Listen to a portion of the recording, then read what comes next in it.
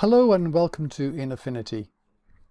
One of the dilemmas we face sometimes in photographs is that part of the photograph is exposed okay, such as the grass here, and the other is it's kind of a bit light, which is the sky. We'd kind of like to expose them separately. One way of addressing this is to use the P-curve, which is if we just bring up curves and let's bring that one up. Here we go.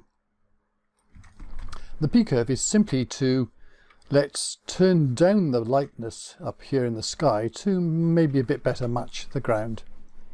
Because if I pull the curve down altogether like this, the sky is kind of looking got a bit more texture in it, but the foreground's gone rather funny. So what I'm going to do is just put some points down here. 3 points are usually enough. So I've just got the upper part of the curve here. When I bring this down, then there we go, got a bit more detail in the sky. However, we may notice that the houses here are going a bit of a funny color as well, but that's no problem because we can paint on that with a mask. An easy way to do that is to take the paintbrush tool, and we're going to use the black brush to paint that out. Look at the hardness here. Let's turn that out a bit up a bit. Let's say put that as say 70. Opacity maybe just down a bit, that'll do. And let's reduce the size of the brush, the left square brush, and then we can paint. Oops.